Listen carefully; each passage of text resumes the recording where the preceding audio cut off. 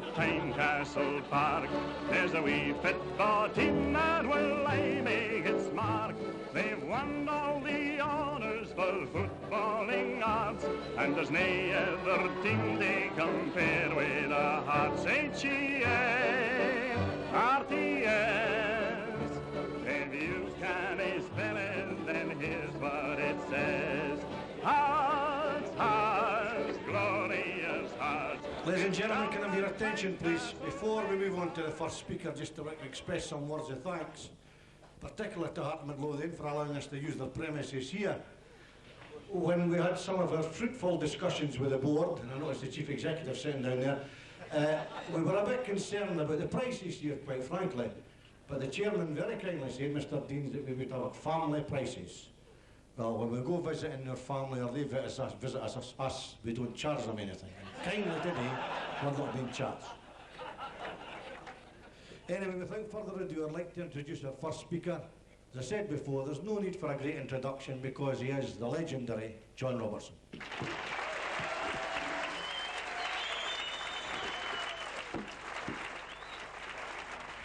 you. Is that one over? Thanks very much. It's great to be here, especially for such a good cause. Nice to see some of the boys, some well-kent faces. There is a few apologies to make. Bill McMurdo, my agent, couldn't be here today. Agent Orange, as he's known, is in Brazil talking to Ronnie Biggs. I can assure you, ladies and gentlemen, it's the first time Bill will have a client who's a bigger crook than he is. No, actually, it's funny the things you find out, because I was talking to Robin about his fruitful discussions with the chief exec, and he said, actually, Robbo, he says, you know the difference between Chris Robertson and an Iraqi terrorist? I says, no, I don't. He says, at least you can negotiate with an Iraqi terrorist. But anyway, it's great to be here, and I said to Robin, what do you want me to talk about? He says, oh, just talk about your career and your goals. I says, Robin, I've only got a day 20 minutes. But it's been a long time, 18 years at Hearts, a long time, and to go through some of the people, obviously, I've been working with and against is Alan MacDonald was the first manager, and he was the first one to really get a hold of me and teach me how to train properly, how to eat properly, and how to shake hands properly, and tell everybody how old your granny really is. And it's an amazing thing, our sprint coach, or I think that's what you call it, isn't it? Fitness coach, hanging on. Bert used to do all the training with George McNeil, and he used to start it on the 11th of July. And Bert was amazed because when he turned up the following day, there was only 3 people at Tynecastle. And he was explained they were on a sponsored walk in Airdrie. But Bert's tricky, so for future we started on the 13th of July. But no, I mean, you go down, there's other managers, there's Frank Connor, the great Frank Connor. The best story now about Frank was, he was manager of Raith Rovers and was struggling, second division. The fog was rolling in at Kirkcaldy, and the referee was going to abandon the game. And he said to Frank Connor, look, I'm going to have to call it off. Raith Rovers were winning 1-0 and Frank was livid. He says, ref, you can't, just keep going, a couple of minutes, no long to go. So the ref gave it a couple of minutes, come on, says, look Frank, I'm really, really sorry, says, but I'm going to have to abandon the game. He says, it's getting too foggy. Frank says, no, come on, it's clear as a bell, keep going, keep going. He says, look, I'll give another 2 minutes. So he gave another 2 minutes, comes rushing across, says, Frank, look, there's 12 minutes to go, whatever. He says, I'm standing in the middle of the park, I can't see that goal, and I'm turning around and I can't see that goal, I'm calling the game off. And Frank Connor said to him, I've only got one question to ask you, ref. He said, what is it? He said, what's that up there? He said, Frank, that's the moon. He said, well, how far do you want to fucking see?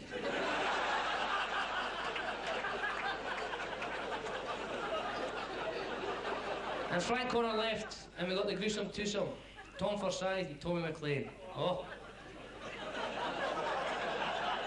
Tommy McLean's nickname was Thrush, because he's an irritating little fanny gentleman.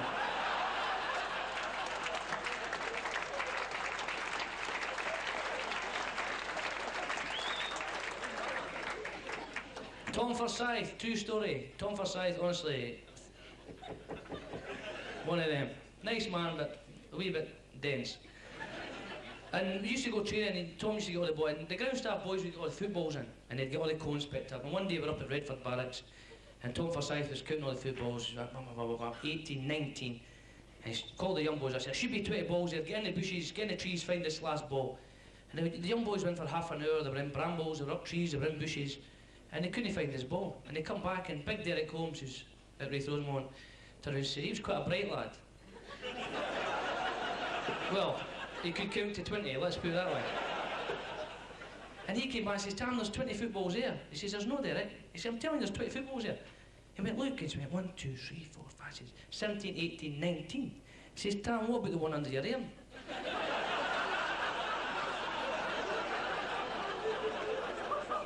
That's true. And you've got Jim Jeffries, Billy Brown. Billy along there is, he'll tell you, he's the brains of the partnership. Billy's a philosopher. Billy notices things. And it was interesting this time because I said to Billy, you know, it's, things happen, what do you think about this, what do you think about that? He says, Robbo, when you come into the management side, you've got to notice things. He says, for instance, what's the difference between Stevie Fulton and an elephant? I said, I didn't know, Billy. He says, about 2 stone.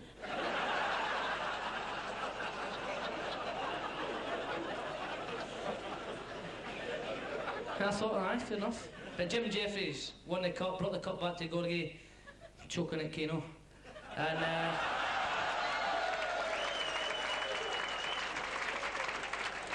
well, it's nice to see Paul here. I thought at last he'd broken a long rule that he had to drive down Gorgie Road, but he assures me he parked it in Dalry Road. But Jim Jeffries, you know, Jim Jeffries likes to golf, and we're down at Whitekirk one day, and Jim dresses apart all the time. He's got the lovely big Pringle on, he's got the trousers, looks apart. And he was standing in the pro shop this day, and the pro said, look, Jim, I've got to go to the toilet, could you look after the shop? If anybody comes in, just serve them. So if you have any problems, I'll be back in 2 minutes. So Jim's standing there, next minute this big American lady walks in. She says, excuse me, sir, are you the local pro? The big Jet's looking about and he's like, yes, madam, I am. Can I help you? That's why I'm here, local friendly professional. She says, I've got a problem. He says, well, that's what I'm here for. Just tell me a problem, I'll fix it. He says, I've just been stung by a wasp. He's like, what? He says, I've just been stung by a wasp. He's like, where about? He says, between the first and second holes. He says, your stance is too wide.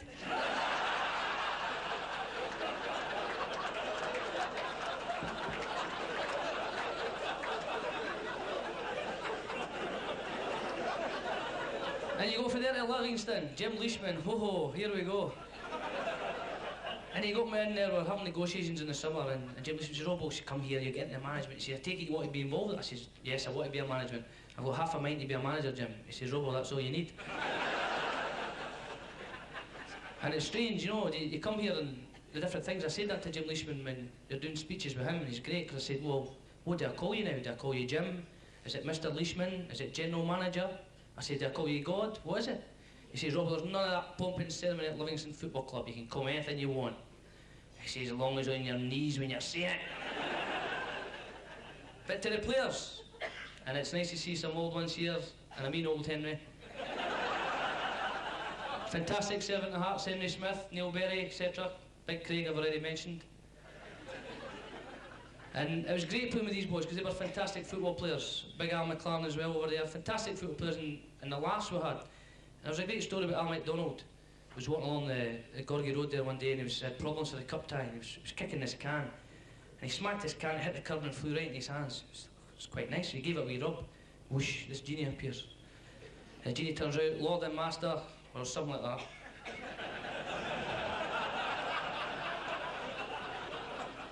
He said, I'll grant you 2 wishes. He says, 2 wishes? He says, we've got injury problems with this cup tie. He says, Neil Berry out with a cruciate ligament injury. Is there any chance I could have Neil Berry back for Saturday? He says, I said, a minute here. He says, I said a wish. He says, wishes I can grant, miracles I can't. He says, I'll have a look at Neil's knee. So he goes and has a look at Neil's knee, comes back and says, Donny, I'm sorry. He says, boy's cruciate, he's going to be out for at least another 3 months. I've told you, miracles I can't, wishes I can grant. He says, but you've still got 1 wish left. He went, right. He says, this boy Wayne Foster. He says, is there any chance of him scoring a goal? He says, hold on, I'll look at Neil's knee again.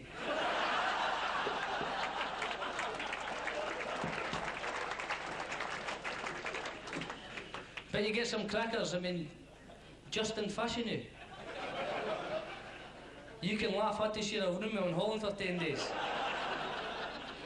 3 David Grisham books in the first night. But I said to Fash, we were sitting in the room one night, and I said to Fash, what made you sign for Hearts? He had all these offers, why Hearts?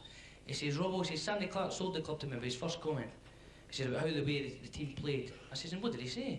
He says, Fash, it's quite simple. He says, I want you to get on the end of Craig Levine's long balls, and you get to play with 2 pricks up front. So he signed. And I'll tell you honestly, he got stick for Sandy Clark, because let's say, and might be popcorn and kettle black here, he wasn't really put much effort into his game. And Sandy Clark said to him before the game, Fash, if you don't work up a sweat today, I'm going to pull you off at half time. By God, was he disappointed when he only got a cup of tea. From the sublime to ridiculous, Fashanu to Morris Johnson. Ho ho.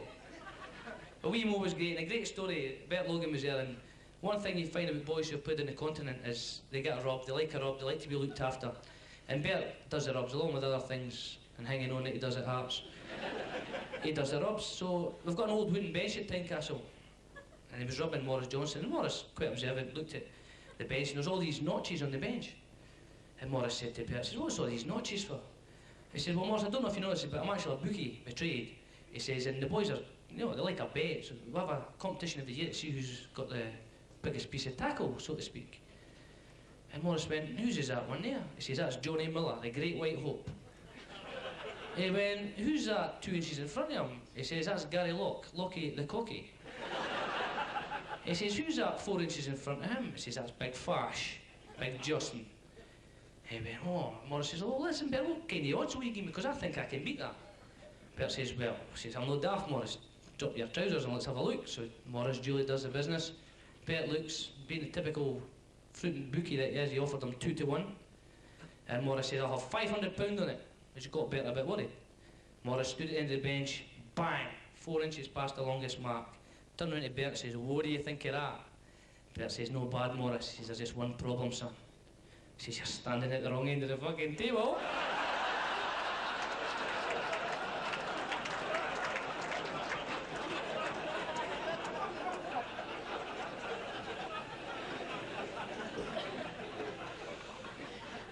But as we say, it's nice to see the boys here.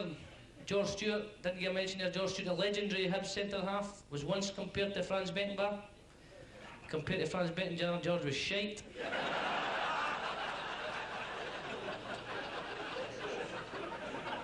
Big H, the cat. It's not because he was athletic, he just used to shit in the neighbour's garden.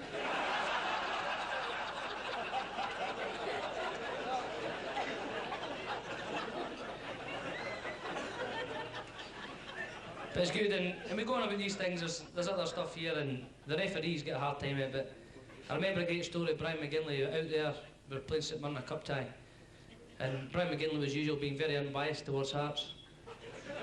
And I remember roughly turning and says, McGinley, you're nothing but a wanker. He says, that may be so, Mr Robertson, but if you're not careful, you'll be the next little prick getting tossed off.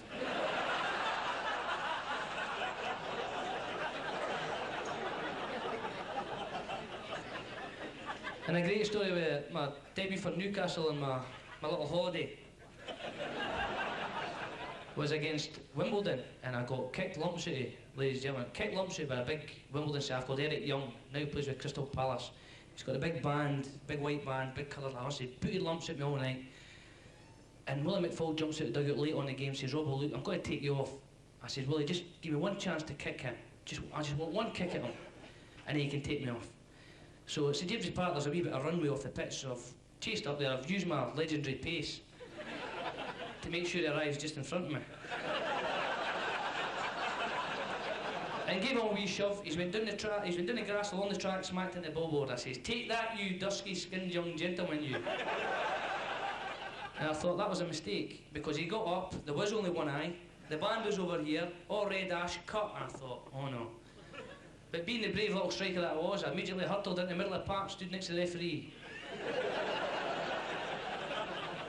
And Eric Young come charging across, he says, you little fat bastard, I'm going to rip your head off and shit down your neck.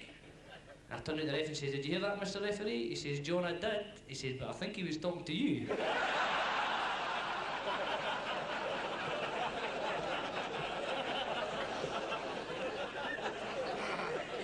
As I said, I'm not going to bore you much longer, but it's great for you to be here.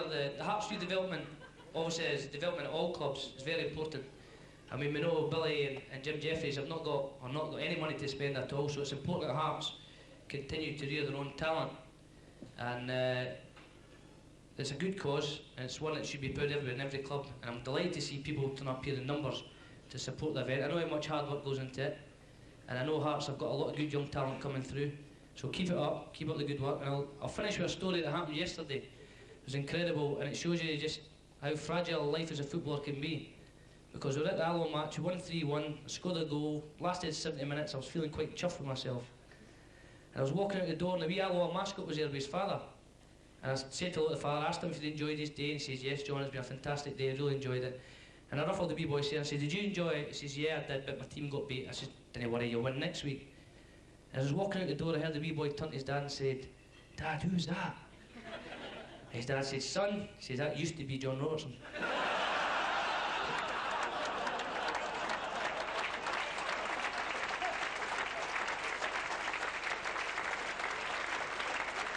Ladies and gentlemen, thank you for your time. There's some quality speakers still to come. Thank you.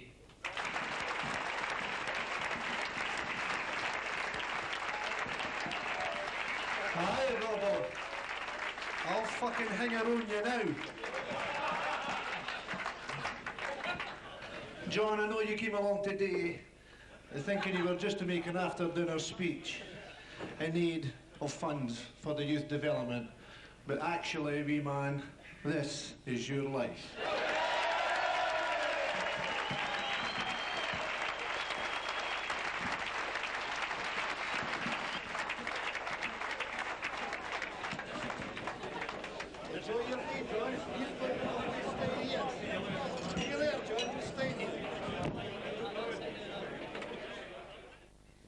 At this point, it's normal for introduce the family, so I would like to ask Tracy, Mark, Liam and Scott to come up, please.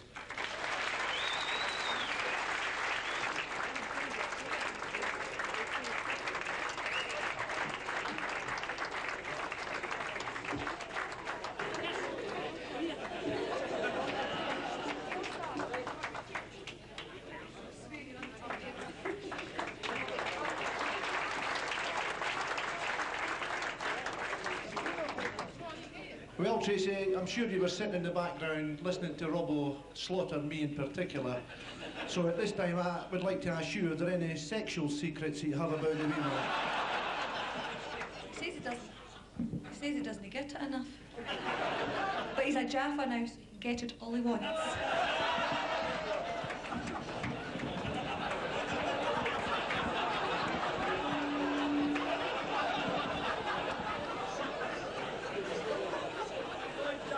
Well, Robbo, at your top table, when we had the first dinner, you noticed that we had the Edinburgh's version of the Torval and Dean pairing. Who had Mr. Eric Milligan, who's a famous and renowned Heart supporter.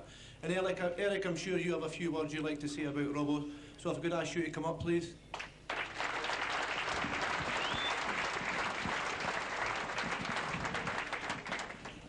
Bert, for Heart supporters who are roughly about my age, John Robertson will never be forgotten.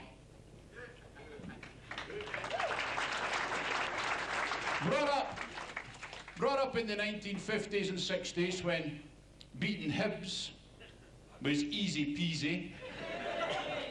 We then witnessed a period of time when the traditional Edinburgh top dog, us, became the Edinburgh underdog. And for the years between the late 1960s, right through the 1970s, it's fair to say that people like Douglas Crome and Paul Kane had a lot of celebrations. And we Heart supporters just kept buying maroon handkerchiefs.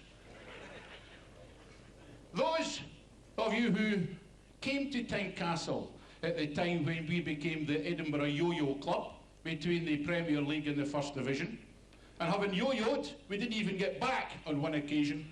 That was the blackest period in the history of this football club. Many people wondered whether this club was going to go part-time. There was a famous Heart supporter who was a prominent Scottish columnist who actually asked the question as to whether the ground out there should be turned into a car park. And when I see the state of the pitch, maybe he wasn't far wrong. These were bad times. I don't want to recall the players that played for us at that time, but it's fair to say they didn't thrill us very often.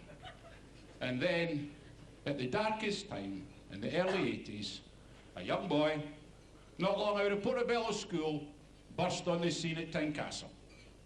You remember that in that first season, when we were in the lower league, John played about 20 games and John scored over 20 goals. But the next season, we took our place back in the Premier League. And John had to do it against the big boys. There's a world of difference, as our colleagues at Easter Road will find out. Scoring goals in the lower league as against scoring goals in the Premier League.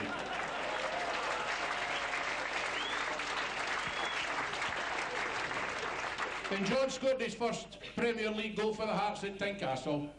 Those of you who were here to witness it will never, ever forget it. Who was it against? You've guessed it, the Edinburgh Hibernian. First derby of the season, we were the underdogs again. Game started, Hibs were not a very good team then, but they thought a lot better than us. They went ahead, 1-0 for the Hibs, and they were the bookies' favourites. And Henry Smith, who's with us, took one of his very, very long kicks up the field. Everybody who knows anything about football knows that very little ever comes out of these long kicks from Henry Smith up the field. But on this occasion, the ball landed near where John Robertson was, and he was covered by two Hibs defenders. In a simple movement, John killed the ball with one foot, turned and crashed a ball past Alan Ruff that Alan Ruff did not see until it came out of the net. Alan Ruff's confidence was shattered. The Hibs' confidence was shattered. They did actually manage on that day to score another goal and made it 2-1 for them. And then there was just a second of hesitancy in their defence. And like lightning, John Robertson burst in and put another ball in their net. The start of John Robertson tormenting the Hibs took place on that first occasion when John Robertson scored a Premier League goal. And for those who want to know the final score that day, we won 3-2, and it's fair to say that Hibs have never been favourites to beat us in any game since then. And John Robertson, of course, went on to prove that his scoring goals against the Hibs was not something that was just a novelty, because he scored 27 goals in derbies between the Hearts and the Hibs.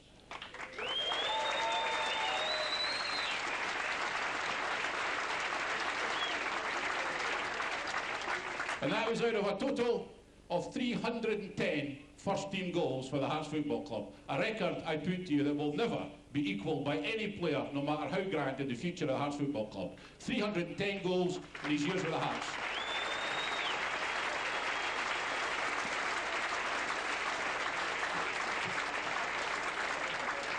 And just as he scored his first Premier League goal for Hearts against the Hibs, those of you who are as keen as I am on these occasions will recall that the last Premier League goal John Robertson scored was also against the Hibs. You'll also, of course, be aware that the last time he came out for the Hearts, the last time he was picked for the team, was the occasion when Hearts won the Cup after 42 years. And we're delighted that the Scottish Cup is here when John Robertson is having this tribute paid to him.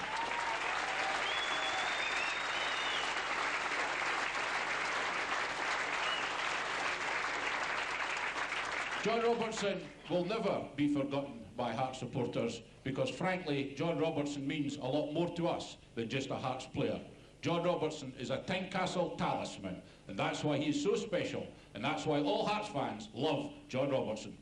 The player, the man, the personality. He's given us more pleasure than anybody else over the last 40 years. John, that's why we love you. All the best, John Robertson. Thank you very much, Eric. And now, John, I would like to go back a wee bit because I remember my own first meeting with you. 15 years ago, after Piltmo Smith, the ex-vice-chairman, invited George McNeil and myself along to improve the speed and upper body fitness at Tynecastle.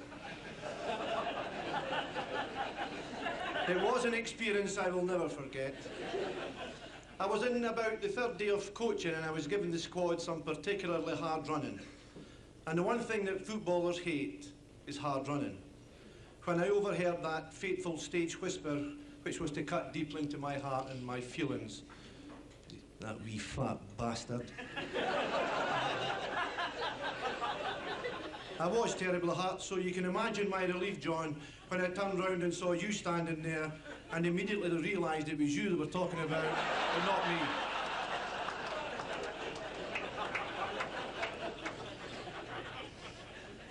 Could I ask Moira, George, Marilyn, Jan, Chris and Heather to come up, please?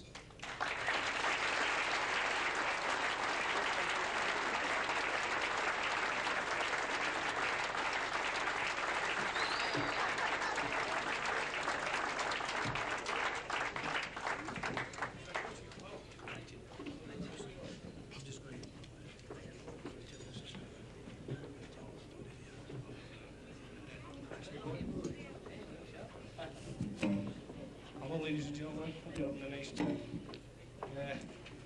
The wee man will be a bit fed up with this, a bit sick, I suppose. He always says that he didn't fancy it. I'd like to take you back to a wee story when he was, well, he's never been a very big person, as you know.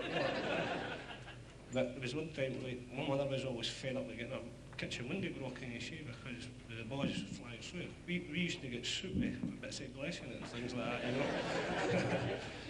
But there was one particular time, myself, Chris, and John were at the back knocking the ball about and everything, like, you know. And the ball flew through the window as per normal. But the wee man couldn't get over the fence, and me and Chris could, like, you know, so we were offset. So my father come out, like, well, no, you heard my mother screaming in the kitchen, are you going to get the fucking belt, so to speak? So my dad come out, like, you know, and of course the wee man standing there, he couldn't get over the fence, and he's got the petty lip. And he said, my father says to him, he says, what have I told you, okay? And he's like, what? What do you mean? He said, what have I told you? And he says, what? He says, kick me your left fucking foot. So, I know you heard from the kitchen was, oh, that's got to do a lot of working good, like, you know. So. Well, thank you very much from the Robertson family. Thank you.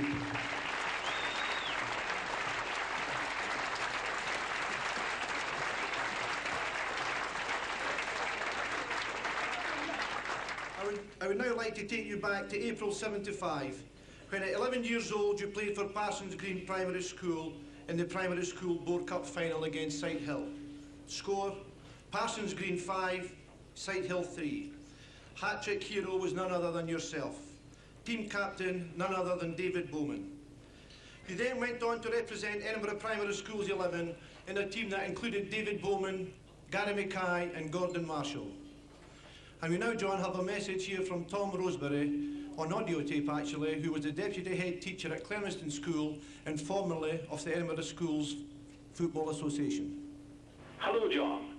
Tom Roseberry here. My first sighting of you was as a young teacher when I took an excellent team from Morden Primary School over to Duddingston to play against Parsons Green in a primary schools cup tie. You were a member of that Parsons Green team, a very small member of it. However, your lack of height stood for nothing. You gave a marvellous display of skill, endeavour and marksmanship and helped dump us out of the cup. Shortly after that, I was invited to assist in selecting and coaching the Edinburgh Primary School select team. My memory of the young Parsons Green striker was still fresh in my mind, and I had you penciled into the Edinburgh team before the trials even took place. You were a model member of that Edinburgh team. You were easy to coach, hard-working and well-disciplined. It was a fine team, and we went on to the final of the Wilson Trophy, the Scottish Cup for primary schools.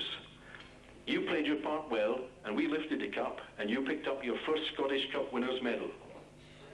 I watched your footballing progress with great interest from then on, and when yourself and some fellow members of that Edinburgh team began to emerge as young players with hearts, I began to go along to watch the reserve team games.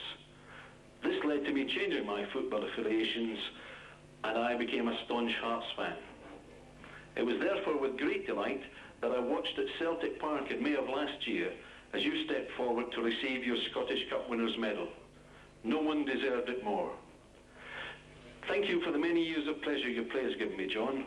Enjoy your special day, and my best wishes for the future go to you and your family.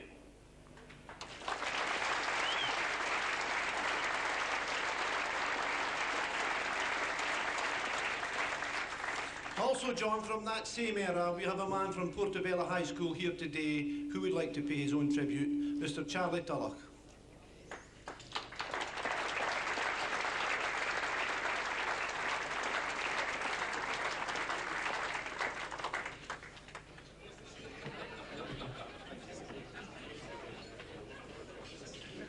How did you rate John, Charlie?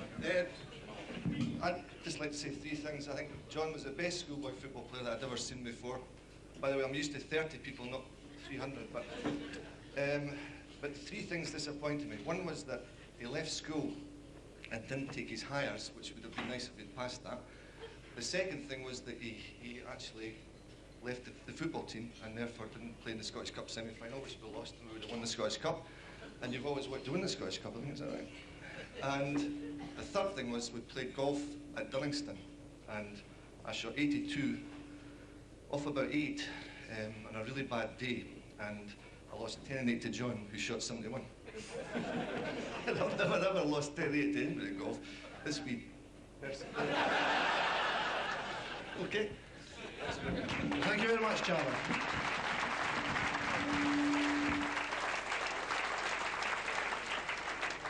Now, John, a word from one of your school day pals who played in the same team as yourself at Parsons Green Primary, also at Portobello High School, the Edinburgh Schools, and the Scotland Youth Team and then Hearts. He then went on to play for Coventry, Dundee United in Scotland, and also happens to be the only player in my time at Tynecastle who is actually dirtier than yourself. Yes, you've guessed it, David Bowman.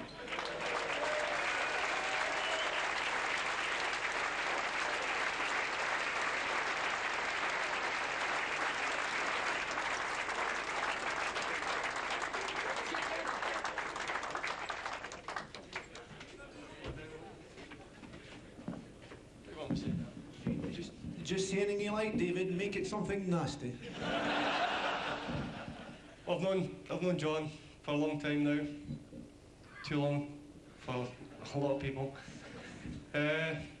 What can I really say about him that everybody knows the amount of goals that he scored.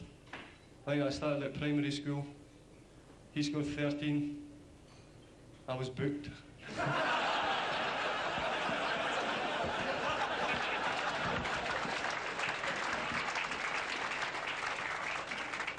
So there's not really much changed since then.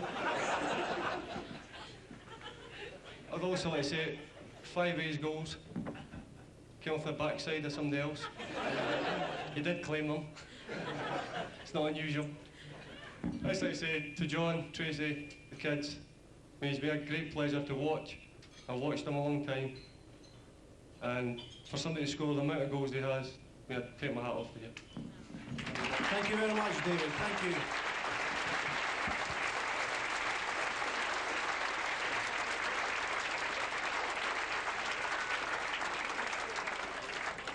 As we move on, John, to 1976, you become a member of Salveson Boys Club, and you managed to win the league, and were also cup winners, going through the season undefeated.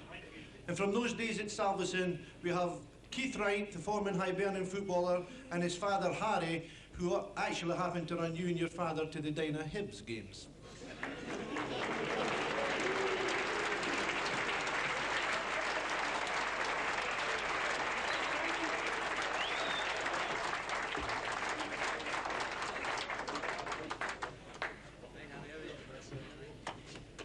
Keith, I believe you had the reason to be thankful to John for passing on some valuable advice to you. That's right, Bert. When I was fortunate in 1992, I got called in an international team, and John was the experienced internationalist at the time.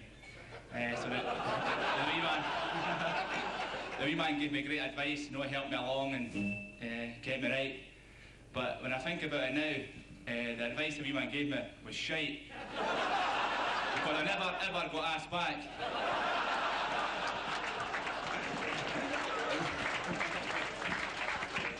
No, seriously, I've known John a long time. I played against him in Bow. I was at Green Dykes, John was at Parsons Green.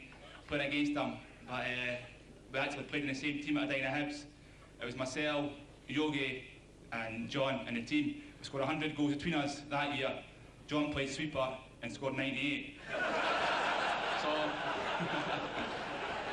but as Bo says, it's been a pleasure to play alongside him at Dinah Hibs. Even though he's a year older than me, he was always well, he went senior with Hearts at 16. I didn't go senior until I was older, but the wee man was always the one that asked for advice, and I'm delighted to be here today and wish John and Tracy all the best and the kids. Thanks very much. Thank you, Keith. Thank you, Harry. And now, John, another guest who, if I can describe, is probably the only player who is dirtier than you and Dave Bowman put together. Yes, Kano, it's your turn.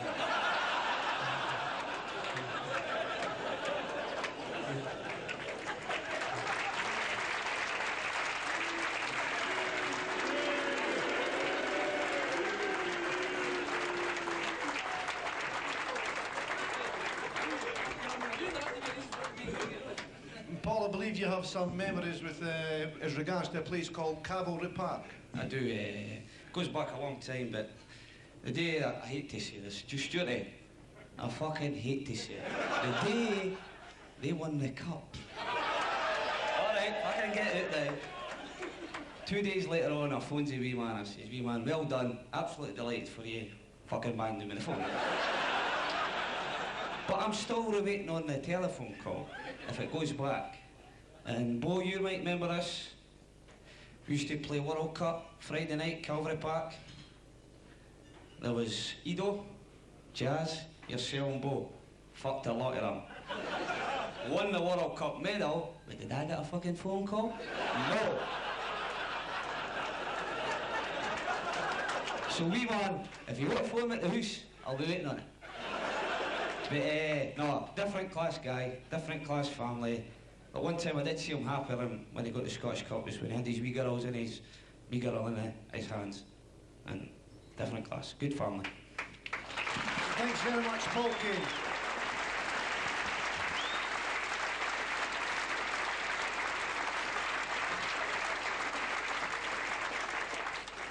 It's a tribute to your father, Rab, John, that his 3 sons have all appeared on the hallowed Wembley turf.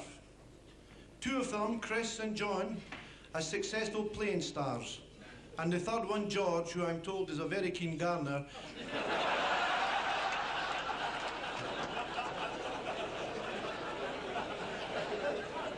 And George came home with some of the Wembley turf after one of the internationals and tried to relay it in Edinburgh. On September 10th, you sign an S form. And some of the details on the S form read as follows. Chairman, Archie Martin. Manager, Bobby Moncar. Assistant manager, Tony Ford. Reserve team coach, Ian Boobs Brown. I put the boobs in myself, that wasn't actually on that. We have Boobs here today, John. I'm sure he'll have something to say about you.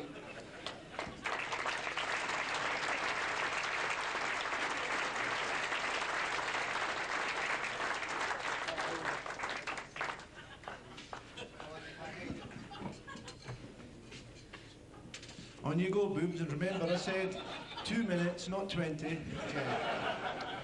First of all, I don't know why I'm standing here, by the way, because the trouble that this little bugger gave me over the years, hence the hairstyle. Seriously, go back to one game. It was a reserve team game at the illustrious Greenock Morton. We left Tynecastle 11 o'clock in the morning, nice and sunny. We get through to Greenock, it's pissing rain. Big game for the troops. This guy, 15-and-a-half-year-old, I kid you not, lazy little bugger. The game proceeds 2-0 down the tubes. Half-time we came in, sat down, we had a cup of tea together. Says, John, you have to work a wee bit harder, son. And he gave me the Robertson look. And I said, I'm planning to go across, son, and try and close off full-backs and what have you. He says, Bibsy, I'm not fucking here to do that. I'm here to score goals. I says, John, it's part and parcel of the game, son. You've got to do that. All credit to him. Second half, 2-0 down. Boom. We won the game 5-2. Guess who scored the hat-trick? John Robertson. The end of the game, he walked off. He looked at me as if to say, what do you think of that, you old fat?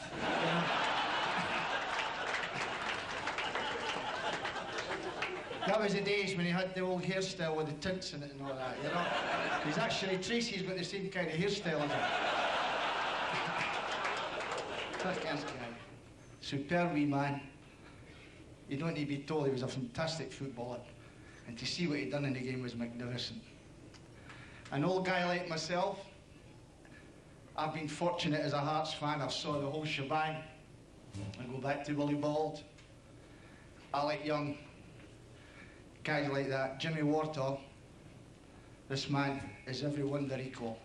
And I'd like to say to you, thanks for listening. And to John Robertson, thank you very much, son, for the pleasure of watching you play football. Thank you, Boobs.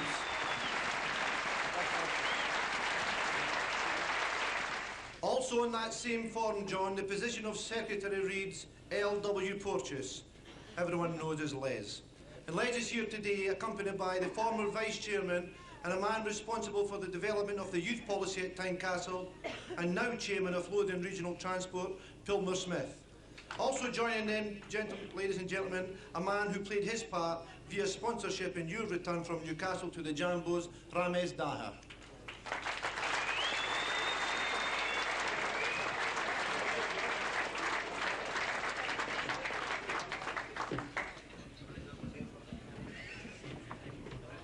Pilmer, I'll hand the microphone over to you.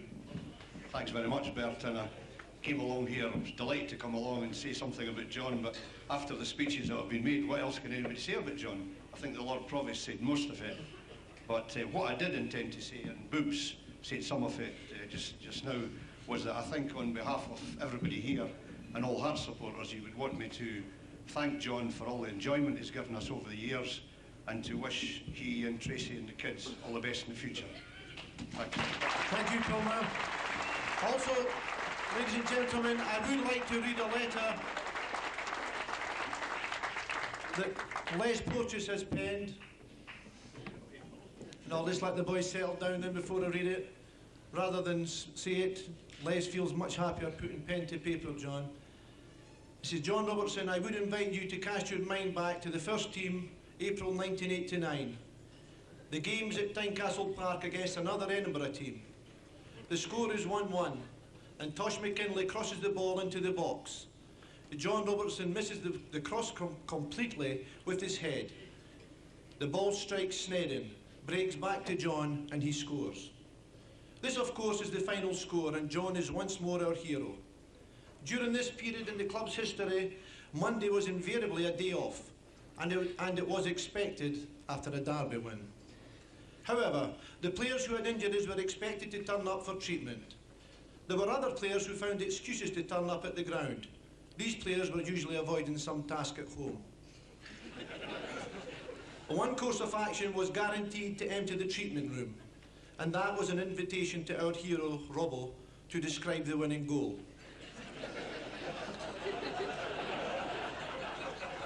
I think it was fair to say that his fellow professionals had become rather wary of being in the room when the story started, as John tended to utilise a long, descriptive, drawn-out method of storytelling.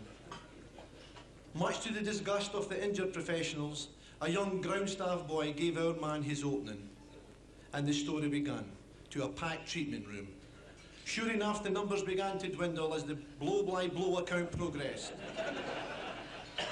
The excuses of the people leaving became more bizarre. John was never a man to take you into a story halfway, and this particular account began with his pre-match meal.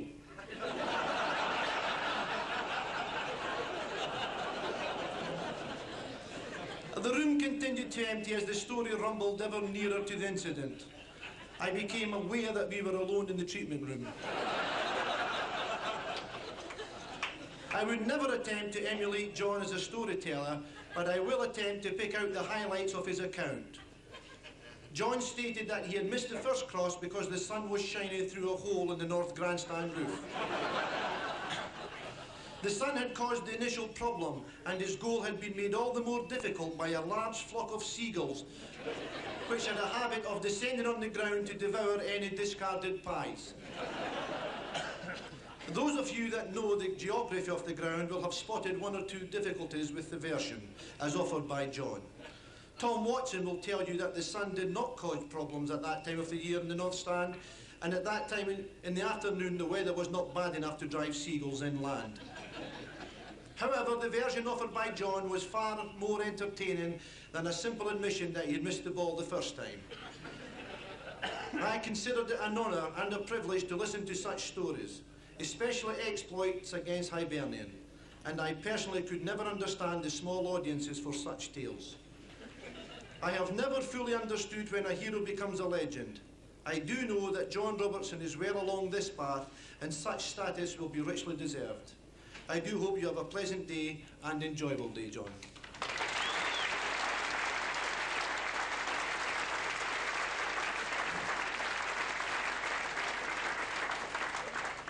Ironically, it is in November '81 that the present manager, Jim Jeffries, leaves Hearts to sign for Berwick Rangers.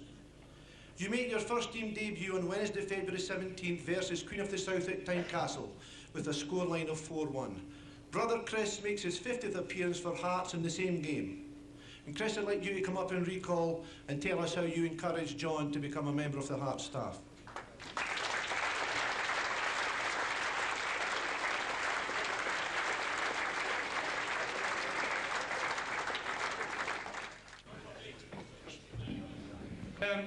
As what's already been said, John had a chance to go down south and sign for a few clubs, and he was only a young lad at the time, and I thought, come from a big family, going down south, seen it before, kids go down there, 6 months later, they're homesick, and they're sent back north, you know. So at the time, I don't know if it was mentioned, but John was actually training with the Hibs. And me being a Jambo, I thought, I didn't want to see him scoring goals for the Hibs against the Hearts, you know. And I thought, Willie Gibson was coming to end his career. I was there as well, and I was shite.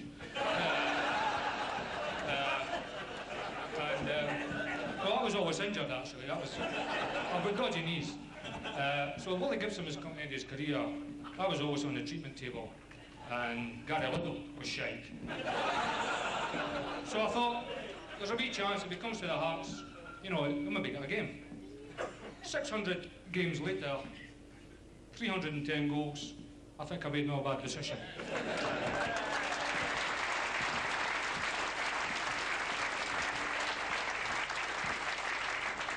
The only downside, I got fucking free. Maybe the wrong decision.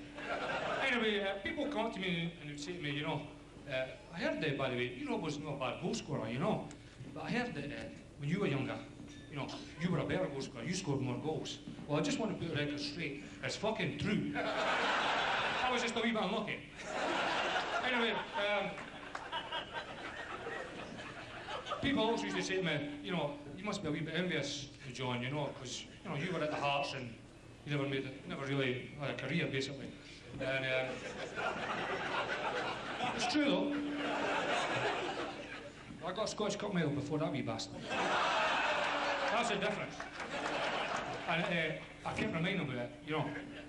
And but I've never been envious of John. I actually got the best next thing. I was never able to lift the Scottish Cup for Hearts. Something I always wanted to do myself.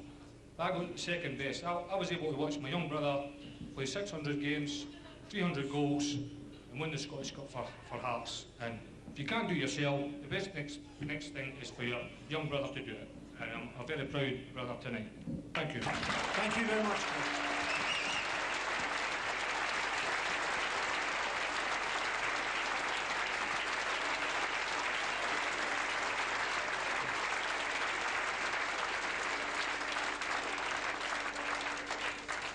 As I said earlier, John, the club had a new owner at that time, and I would like to call on now Mr. Wallace Mercer to say a few words.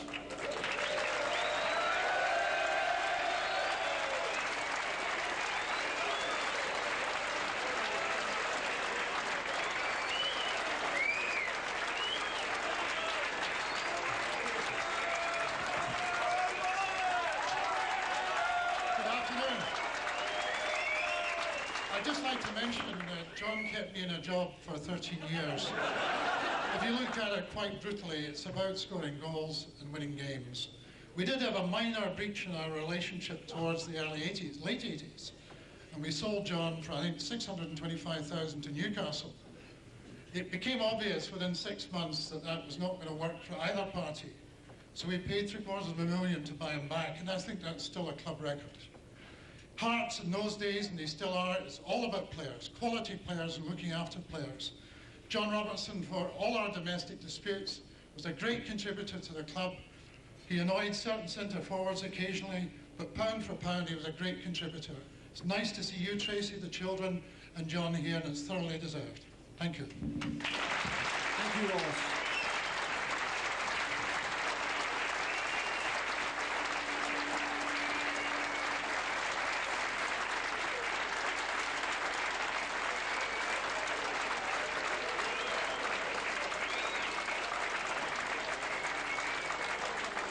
John, I would need to say that Wallace saying that pound for pound you were the best ever has gone a wee bit over the score.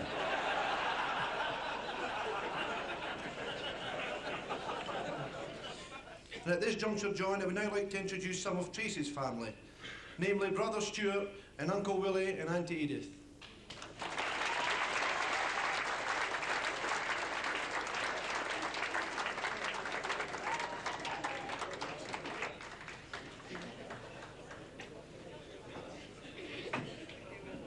Stuart, do you have any memories of the young Robertson's early visits to your house?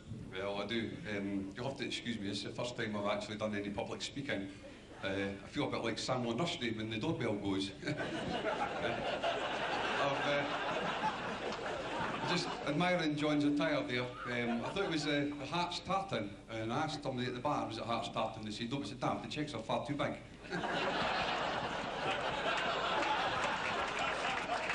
But honestly, Tracy and John got together about 81, 82, and I first met John in Coasters. You probably remember that horrible top you'd on. It was a white arm knitted sweater.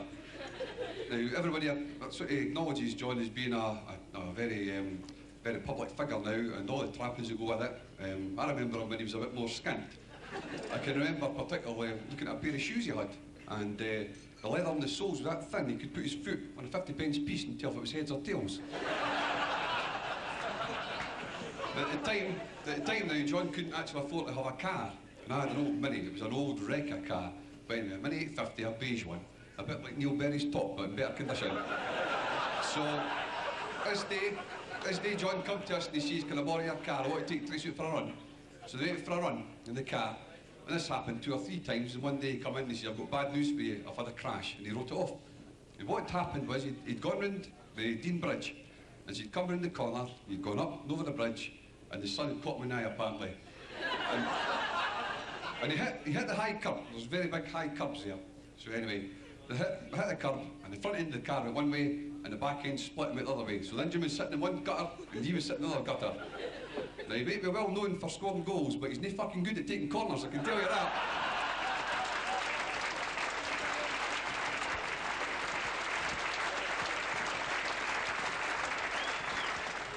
But anyway, that's enough for me. I'd just like to say it's been an absolute privilege knowing John for so many years, and I hope that if he's half as successful in his managerial career as he's been as a player, he'll do not bad. So thanks very much.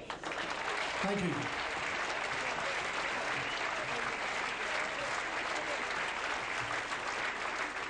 Well, joining me right now is former Jambo Jimmy Bone, now manager with Dundee. Jimmy, welcome. Hi, how are you doing, Scott? I'm very well, thank you. Excellent. When I say to you John Robertson, what springs to mind? Well, I think the first thing that springs to mind is that I remember the picture Alan McDonald had painted to me when I joined Hearts. He said, we've got this young striker who can score a goal, and what we're looking for is that we would like you to provide the head, and we'll use his young legs. But very quickly after being at Tynecastle, it turned out to be the other way. And is there any other player that you would compare Robbo with? No, I think that's very difficult. I think he's very, very unique, you know, because he's a clever footballer outside the box, and he's definitely a predator. And you know, he's got this wonderful ability that, you know, he can bend them, he could chip them, or you know, he could go for power. You know, and he's a one-off. You know, I don't think there's anybody I would compare him with. No. Do you rate him as an inspiration to younger players? I think he's a real inspiration, and the thing about it is that he did really well for somebody that doesn't run about. He's got a fantastic goal scoring record, you know. So I think that's got to be a lesson to us all. Well, unfortunately, you can't be with him tonight. Is there a message you'd like to pass? Yes, it's disappointing I can't make it. But what I would say to him is that just watch what he's eating. You know, he's been carrying a wee bit of weight for a wee while, so I think he should watch what he's eating and drinking. Why should he change the habits of a lifetime, I suppose? Well, if he gets any bigger, they'll need a set of wheels for to get him round. Jim, on behalf of everybody, thanks very much indeed for that. Sorry you can't be with him on the night, but good luck for the rest of the season. Thank you very much. Thank you. Cheers. Bye-bye.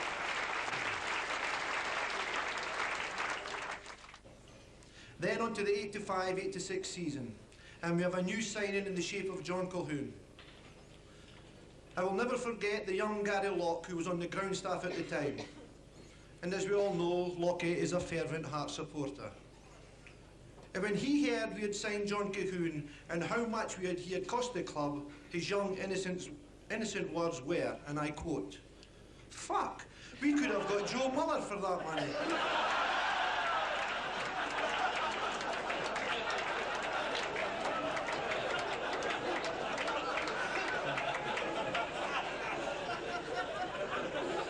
I have to tell you that JC made his young life a misery for weeks to come. It's a pleasure now to introduce some members of the 86 squad. John Colquhoun. Craig Levine. Andy Bruce. Alan McLaren.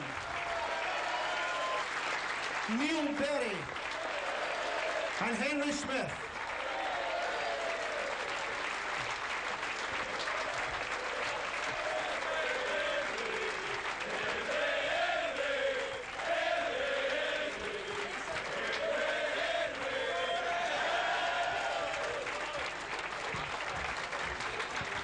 Well, it appears that Andy Bruce is not here. He is here. Well, where is he?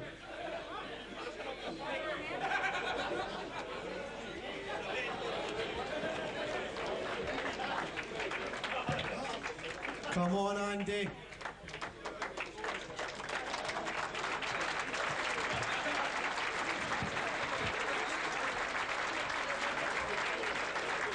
In the show.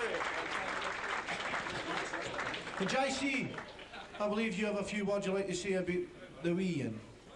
Yeah, it's been a great pleasure to be here today. I heard two things I thought I would never hear again in my life.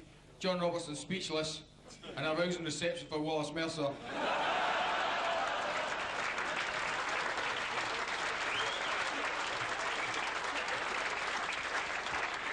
Both of which are well overdue. So that's the plan, Chris. You go away for 10 years and come back.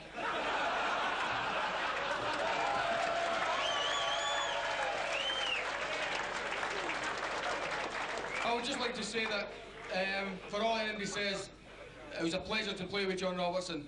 It was great when you worked for 90 minutes, crossed the ball over, Robbo stand there with not a bead of sweat in his brow, nodding it in, you pick up the paper, Robbo does it again for the Hearts.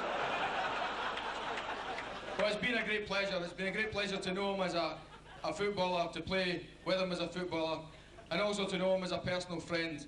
And the thing about the club at that time was that we can all stand up here a lot closer to John Robertson's weight now.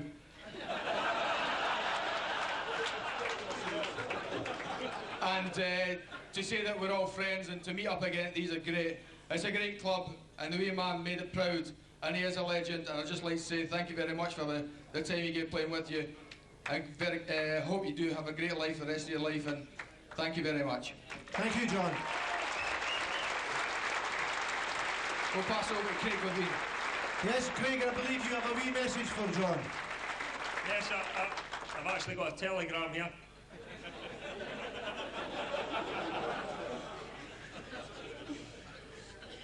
You thought I didn't have one, eh? And it says, I hope you have a shite day. And that's from Ray Stewart.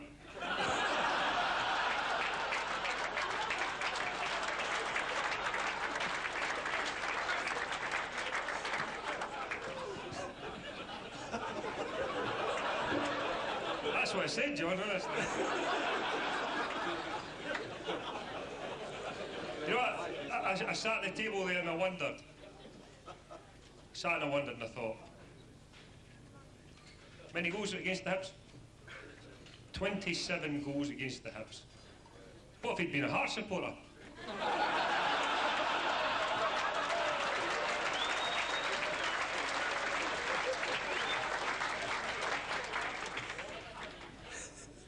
John might not remember this. I was thinking... That park is bad, eh?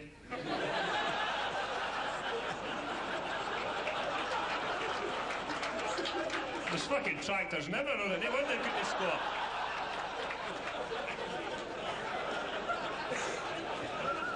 If Ray doesn't want you next year, man, the Blue Brazil. I thought back and I thought, what can I say about John? And it's going to be said tonight as a testament to John, the type of people who are coming up here to talk about him are people that I know and I respect. People like Sir Paul Kane, who is a Hibs supporter. And I think he deserved your applause because he turned up here, Keith Wright turned up here, Hibs players, to honour somebody who is not about anything other than football. And that's what John Robertson's all about.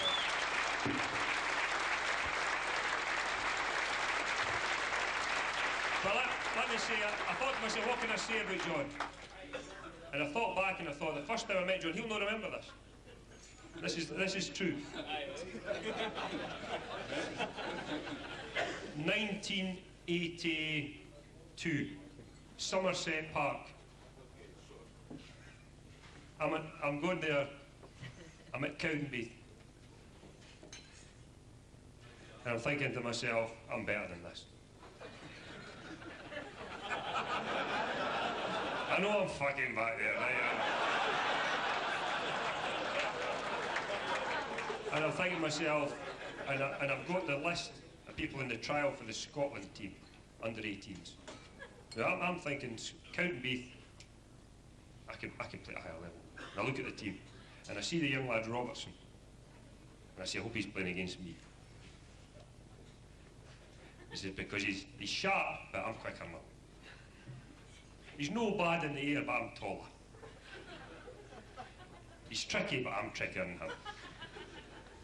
And I thought to myself, if I pick the two teams, it's the final qualifying for the under-18 Scotland team, I hope I get Robertson. What a fucking mistake that was.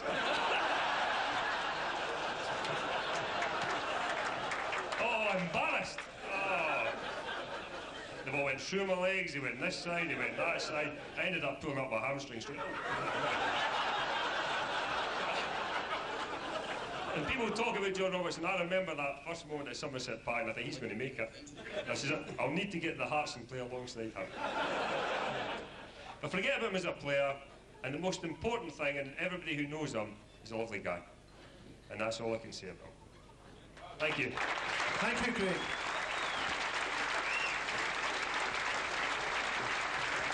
And thank you to the 86 squad.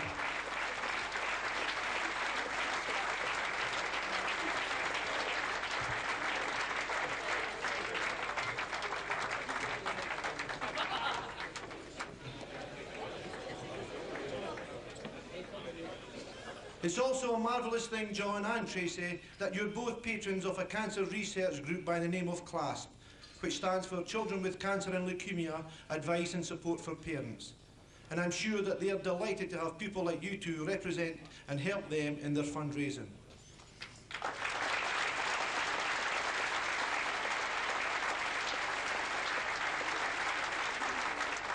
And now, John, it's a pleasure to introduce a representative from CLASP, Valerie Simpson.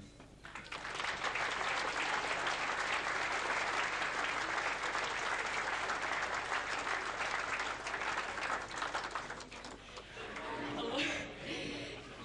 Everybody's come here today to honour John Robertson, the footballer. I haven't, because I don't know anything about football for a start. If you asked me how many goals he'd ever scored, I couldn't tell you. But I can tell you it's not half as many parents and children that he's touched since he came along on board with CLASP. Tracy as well. He goes into the hospital, he visits the children, he helps fundraise so the children can have treats and days out, picnics, parties, everything. And that's the John Robertson that I've come here to honour tonight. Thank you. Thank you, Valerie. Just stay there, Valerie, please. Valerie, if you would just stay here. Because, John, it gives me immense pleasure also to inform you that Tracy has decided that the fee you earned for your earlier after-dinner speech should now be presented to Valerie. No.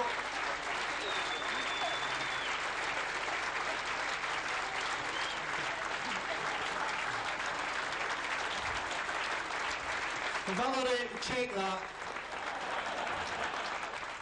We now have a tape message, John, from a man who signed for Hearts towards the end of his career. A man who would probably weigh about 8 stone soaking wet, and yet would tackle with the ferocity of a Dave Mackay. A marvellous player and a marvellous guy, David McCreary. Well, David McCreary joins me right now. Dave, what's your earliest memories of John Robertson? Well, Scott, this went when he came down to Newcastle. Obviously, we got very, very close, and his wife, Tracy, and my wife, Julia, obviously went about together. But a lovely lad. Now, if I said to you, we did the word association, and I said the words to you, John Robertson, what would be the one overriding memory? For myself, Robbo, oh, really? I think it was the, what kind of, just there was so many, you know, on our trips away with Newcastle and whatever. Just, he's a little character. He's a little fat character. A little fat character, yes. Don't worry, I don't think he is now, is he? Well, no, he's shed a few pounds now because he has to show a good example to the younger lads. Well, I'm probably fatter than him now. And is there one parting word that you'd like to say to him? I think it's just, I'm sorry, John, I can't be there, obviously, but have a lovely time. You know, you just thoroughly deserve it, and you've got into your managing career in football, and it's a case, just treat people the way you like to be treated yourself. But have a lovely night, and love to Tracy. Great, Dave. Thank you very much indeed. No problem. I hope to see him soon. Brilliant. Bye-bye. Bye-bye.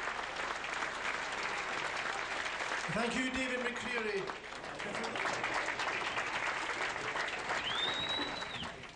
Many things happened with John, most of them good things, but I remember we had one problem, and it was the day that John and Tracy got married, and I was sitting in the service in the church in Morningside, and after the service they two went into the vestry to do the business. Sandy Clark says to me, Bill, the minister wants to see you very quickly. And I went in and I said, what's the problem? He said, well, there seems to be a bit of confusion here. Tracy's hoping to sign for life, but John wants a 3-year deal with a 3-year option. I also remember when John came back from Newcastle, I have to tell you that for the 6 months that he was down there, I received a nightly phone call. And it was to the effect that our Heart's going to take me back. And then one night I got a phone call from Wallace Mercer. I was in the bath, my wife brought the phone in. Wallace said to me, Bill, does that wee monkey want to come back here? I said, yes. He says, give me 10 minutes. Of course, the deal was done. And he also mentioned the fact that Rames sponsored John on his return. And I had long, serious negotiations with Rames as to what he required from John Robertson for his sponsorship. So eventually I said to John, we've done the deal with Hearts, and I've also done a deal with Rames about the sponsorship. John says, what does it entail? I said, well, you have to do 4 public appearances. Is that a problem? He says, no, of course it's not. He says, by the way, it's in fucking Baru. Anyway, I'd just like to say finally, it's been absolutely tremendous joy to be associated with you and Tracy. I did say to you when you left to go to Livingston, in my view, you're only there on loan. I think that sometime in the years to come you will return to Tynecastle in some capacity. Thanks, John. Thank you very much, Bill McMurdo.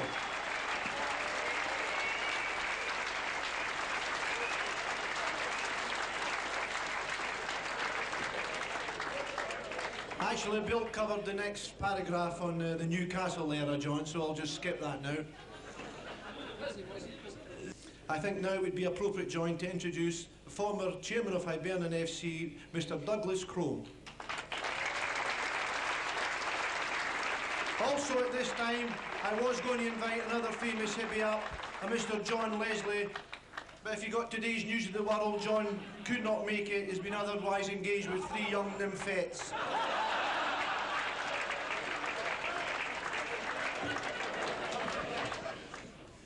I'd just like to say that it's an honour and a pleasure to be here sharing the platform with John Robertson. I know that all you Hearts supporters here reckon that John belongs to you. John doesn't just belong to you, John belongs to football. I've always admired John, admired the way he plays. He's a great man, great family. John, all the best, good luck in your future, whatever it may be. Thank you very much, Douglas.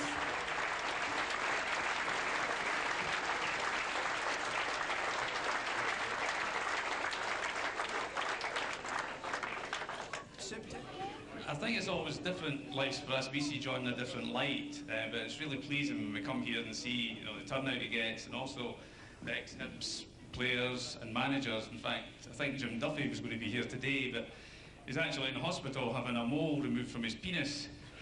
His wife's a bit upset because she thought he had given up all that kind of thing.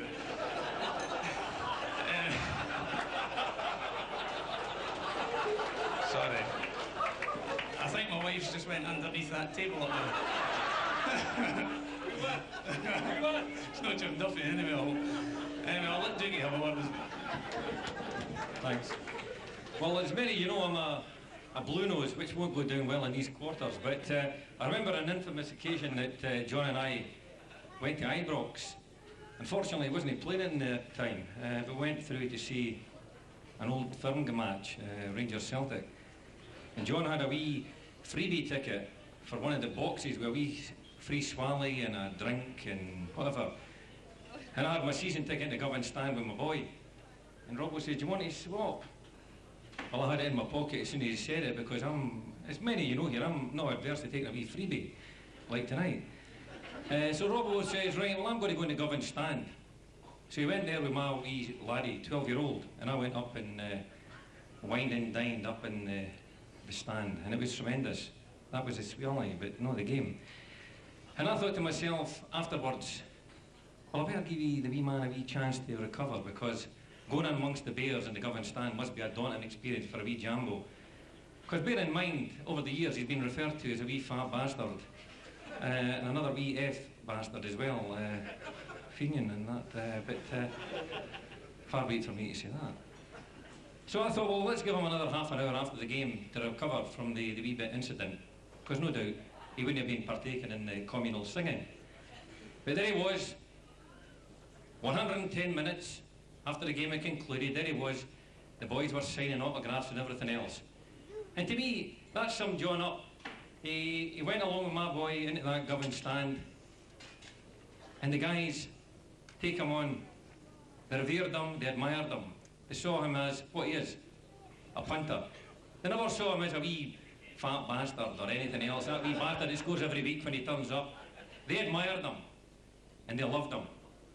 And I'll tell you something, that's what I do, I love him as well. And I'll tell you something, you're here to respect him as a legend, a living legend, a professional, a winner, a grafter and everything else. But I'm proud to be associated with the Robertson family, and I'm proud to say he's a friend and he's a true pal. Thank you.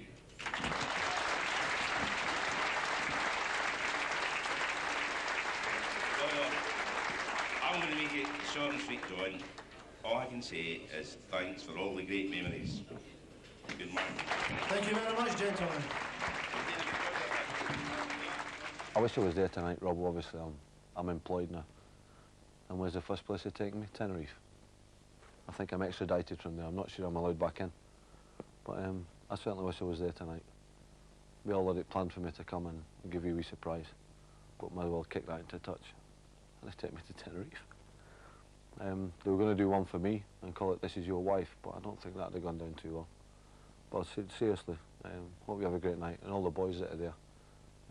I'm certainly going to miss a good one. But I'll be thinking about you, pal. All the best.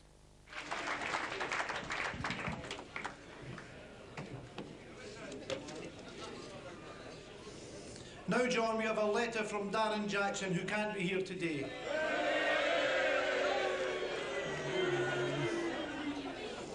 Obviously not got the same balls as Kano.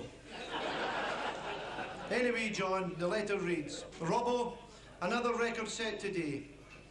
The only person on This Is Your Life to need a high chair. On a more serious note, John, hope you have a wonderful time today. It's a shame I can't be there to join in the celebrations, but it's a great honour to be invited and to be known as one of your friends. You must be very proud, surrounded by family, friends and fellow sportsmen. And I'm sure they will all join me in toasting the best goal scorer Scotland has ever seen. Give you a call soon, be man, Darren.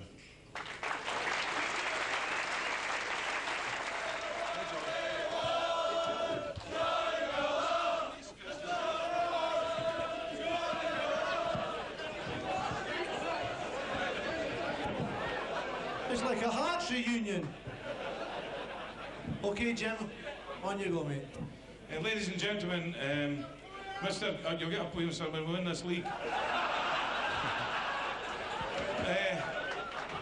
Mr. Keane, unfortunately, is away America, John, so the chairman sends his best wishes. But you haven't seen him since he dropped you. So, Raymond is at these 5 games. We play 5 on Wednesday, John. So Raymond apologises that he's not here as well. Folks, all I can say that when we're delighted that we've signed John Robertson for Livingston Football Club. John, I don't know if my records are correct, but I think I'm nearly right. 207 league goals, and his brother Chris mentioned 310 goals in all for Hearts Football Club. Nowadays, you'll never see the likes of that again because of this Bosman rule. You'll never see people that play 12, 13, 14 years for one club. So what we're looking at on stage is the last legend, Hearts Football Club, John Robertson. Thank you very much, Jim. Thank you, fellas.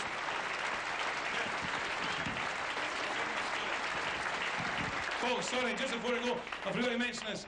I'm at goal number 23 on a Monday morning, and John makes my tea on a Monday, and I'm at goal number 23. Luckily for the Bairns, John puts the boys to their bed and starts telling them about his goals. They only make number 2 before they fall asleep.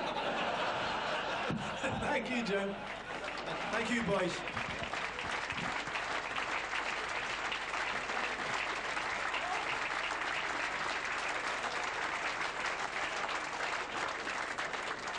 The season 97-98, your last season.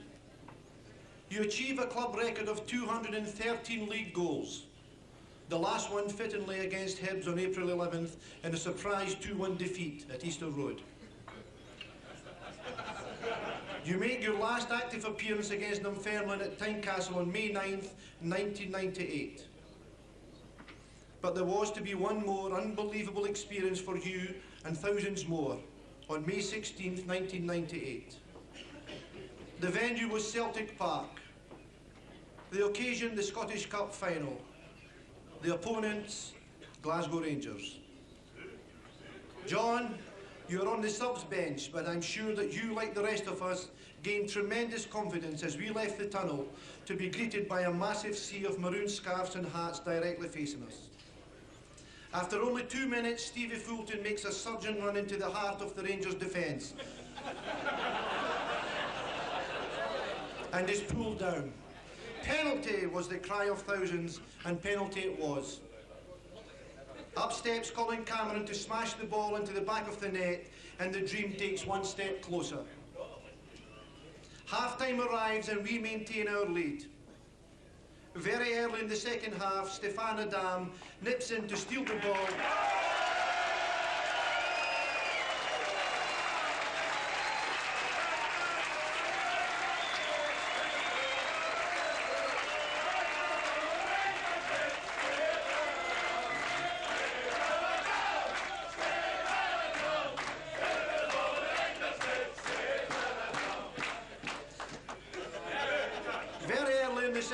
Stefan Adam nips in to steal the ball from a dithering Amoruso and beats Gorham with an angled shot across the face and into the far corner.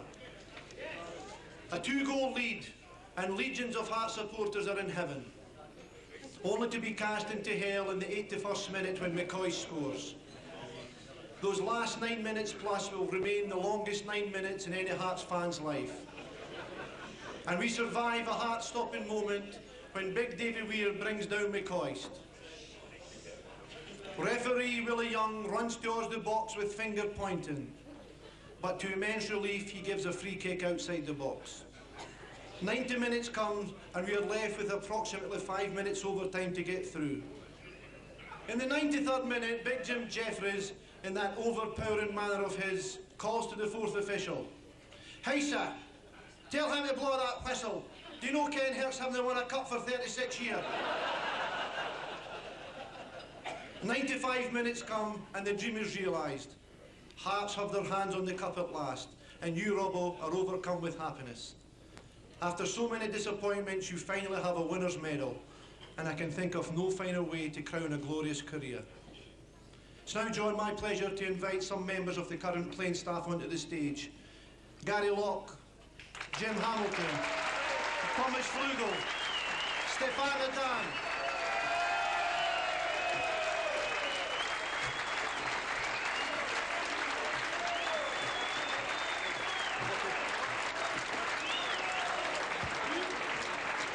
and I think Big Slim is sitting at a different table. Sorry, Slim, I didn't spot you. That's because you're dressed as a lumberjack.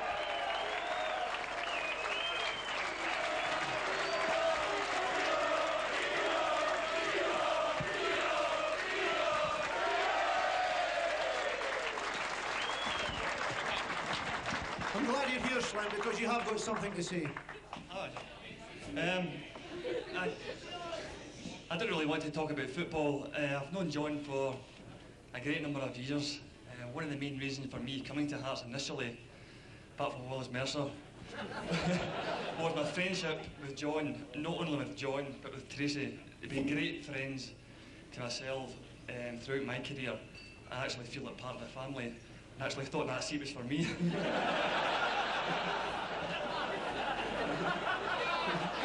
I was a bit disappointed. This afternoon, early evening, is thoroughly deserved, John. You're a legend, not only in this century, but in the next century to come, and you thoroughly deserve it, and I'm really proud of you. Thank you very much, David. And now, Gary Locke. I can only apologise, I've not got my translator with me today. Nice to see Slim got dressed for the occasion, I know. Just like to thank Robbo for all the advice he's given me over the years. Hopefully I'll still be able to give me it the years to come. Thank Tracy for a lovely breakfast and that on a Sunday morning.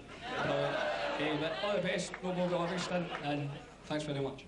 Thank you very much, boys. Thank you.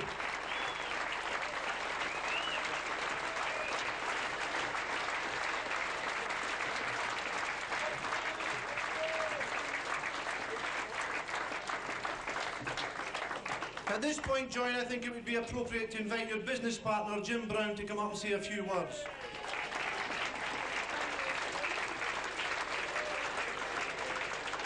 And Jim, I believe you have a story relating to some Hamlet cigars.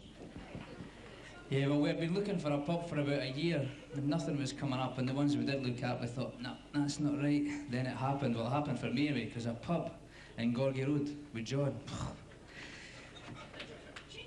And then the season came to an end and John got released. The worst thing happened. Hibs were in for him. That was even worse. And I was actually going to speak to Bill McMurdo because I was on more money from Hamlet, because I was going to be the next guy in the advert who was walking out the pub saying, this is a guy who went into partnership with a Hearts legend 2 weeks before he signed for Hibs. Thank you very much, Jim.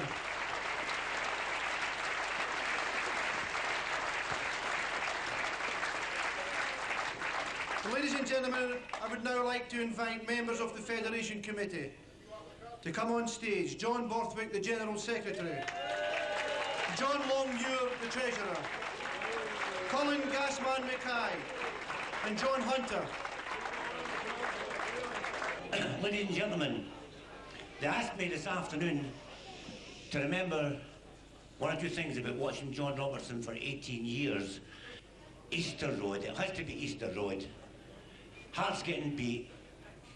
No, sorry, Hearts drawing 1-1. We're into injury time.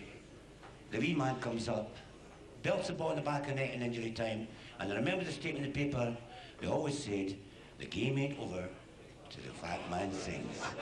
That's the man. Thank you, God John. bless you, John. It's been great to watch you.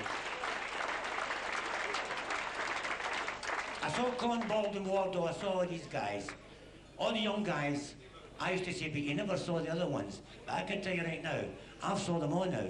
And this wee man here, with what he's done, maybe know, when you think of the half-backs that we had, with Mackay, Glidden, Cummins, and the superb guys we had then, by the way John and his young lads like Bowman, Mackay, they all came through to what this man's achieved, as the boys say, will never be surpassed by a Hearts player. We're greatly honoured, Johnny, that you played for the Heart of Midlothian. Thank you very much indeed. Thank you very much, John. Also, gentlemen, I'd like to call on Mr. Alec Jones. But before I do so, I'd like to thank Alec for supplying me with all the details regarding Robbo's achievements. Alec, it must have been a huge task. I believe, Alec, that you saw John right at the commencement of his career. Yeah, that's right. I remember John Robertson and a place called Lodder, where he played alongside as a wee laddie, because I was 30 and I think you were about 16, John. And the man who arranged the game was none other than Jim Jeffries. And John was absolutely magnificent that night in a place called Lodder, because that's where he started his Hearts career. And in the summertime, he played in the Easter Craigs Youth Tournament. And I'm sure, John, you scored the finest goal of your career in the final of that tournament. And I'll never forget that. And also, that year, my club, Danderhall Hearts Supporters Club, was the first club to sponsor John Robertson for £100. Thank you. Thank you very much, Alec. Thank you, gentlemen. John, you deserve, and I've said this publicly before, to be thought of as one of the all-time greats ever to play for Hearts. You're right up there alongside Willie Bold, Jimmy Wartall, guys from an earlier era that I can just about remember. Your place in the pantheon of Hearts history is there and will never be taken away from you. John, today is a special day for you. I won't be here this afternoon to join in the celebrations, but I say to you, have a great day, you're amongst friends, enjoy yourself, and you're always welcome at Tynecastle, John.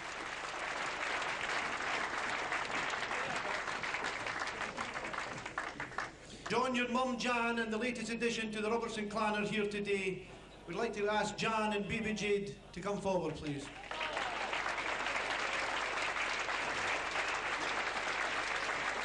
John, at last a wee girl.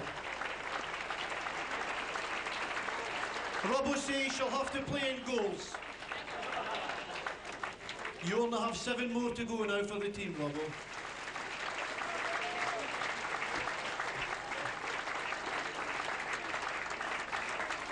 I would now like also to ask Tom Watson, the chairman of the Federation, and Robin Beath to come forward. They're going to make a presentation of flowers to Tracy and Jan.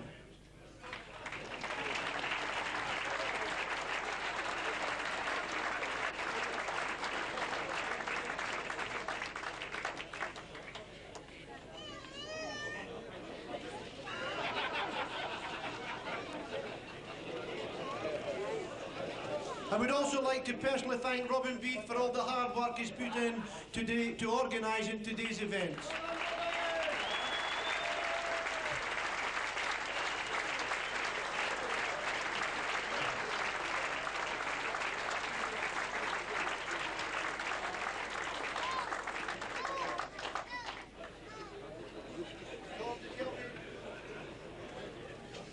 Tom, they tell me that John spoke at your 25th anniversary dinner. What do you recall from that evening? Well, that evening, he brought Christmas to my household in September, because if John remembers, John had honoured us by doing his first public speaking event at our 25th anniversary dinner. And John phoned me up on the Tuesday night and said, could I come down to the house and perhaps speak to you about who the sort of worthies are in your club? And John, I says, yeah, no bother. He says, so I went away and sat down and the doorbell rang. And my young son, he's a Hearts fanatic, the door, I says, you better answer the door. He says, okay.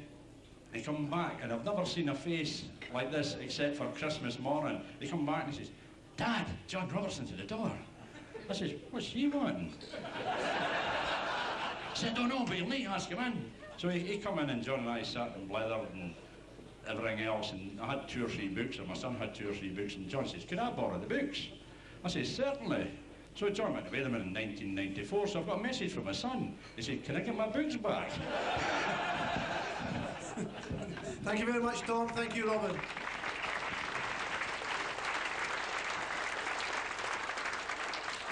And now, ladies and gentlemen, I'd like to invite the former chairman and the man responsible for signing Robbo, Archie Martin.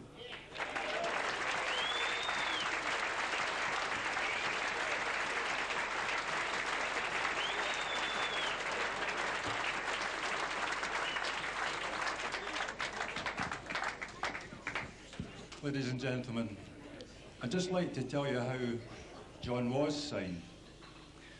A legend was born when John was signed.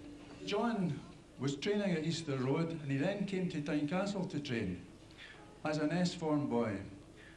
And he wasn't due to come in until the summer recess and the start of the next year.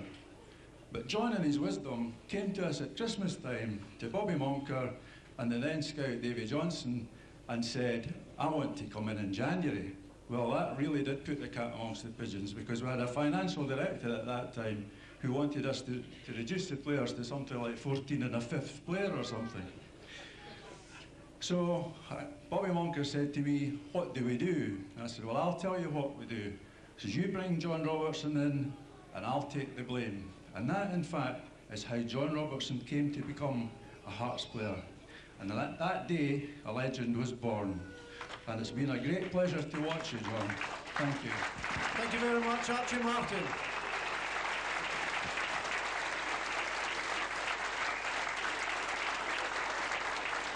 Finally, John, ladies and gentlemen, I would like to recall Brother George, who I believe has penned a poem in John's honour.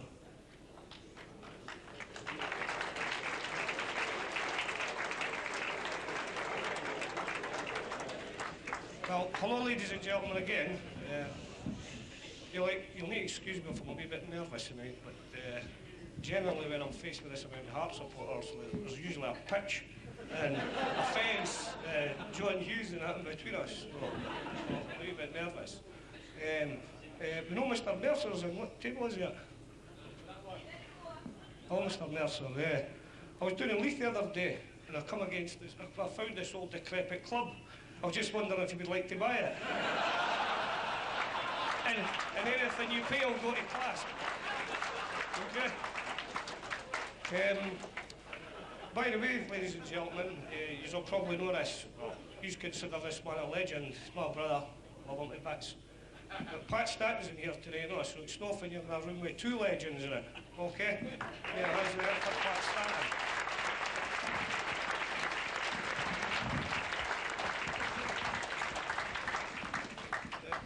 Just got to read this thing, as I say, bear with me, I'm very, very nervous, so if I'm shaking, it's not a drink, I can assure you. Not had that much yet. It's simply called This Man, and it goes, who is this man we honour here? Loved by his family, held so dear, by friends and fans, adored, revered, we can but wonder. With heart and soul you sang his name, he raised such hope, sparked a flame. His passion burned in every game, a raging thunder. Yet there within compassion lies, a tenderness behind his eyes. For those less fortunate he tries to ease their plight. He's a husband, father, brother, son, an uncle, cousin, wrapped in one. He's temperamental, yet he's fun. You'll know I'm right. From Celtic Park to Cowdenbeath, and too many times in sunny Leith. He's given pleasure, brought on grief, with a job well done. This is the man we honour here, a man well loved, well revered, legend to most, to others mere, John Robertson. Thank you very much, George. Fantastic.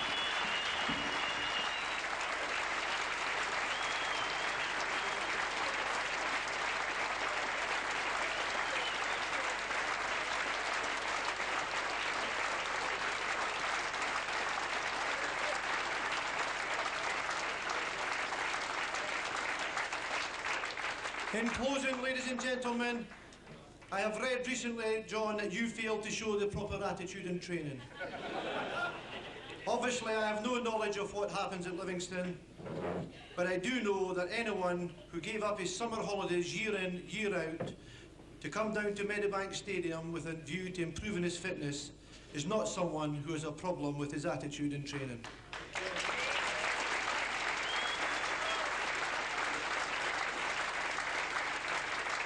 John, it has been a privilege for me to have played a minor part in a wonderful career. So, John Robertson, this is your life.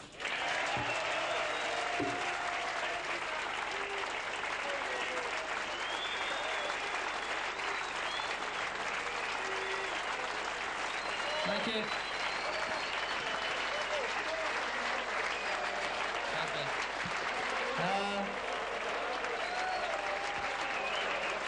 Thank you. Ladies and gentlemen, thank you.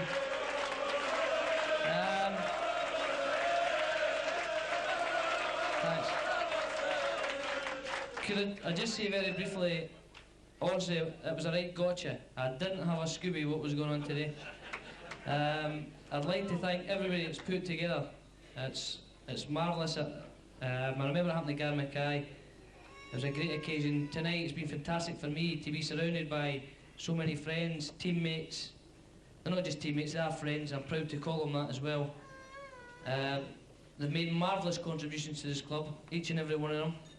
I'm delighted to have done it. And to me, I would like to thank Hartlepool Lothian Football Club, because they gave me a platform for 17 years to play here, to entertain you, to score goals. And I've enjoyed my time doing it, and I hope you've enjoyed it. Thank you very much. Thank you, John Robertson.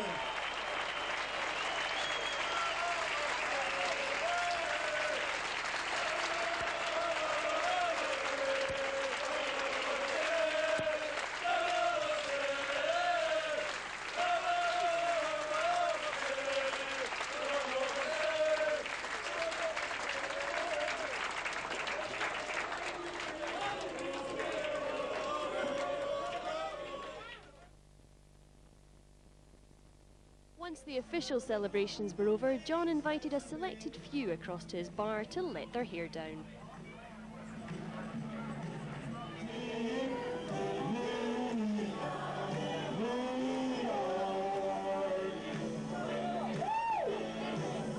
This is my story, this is my song.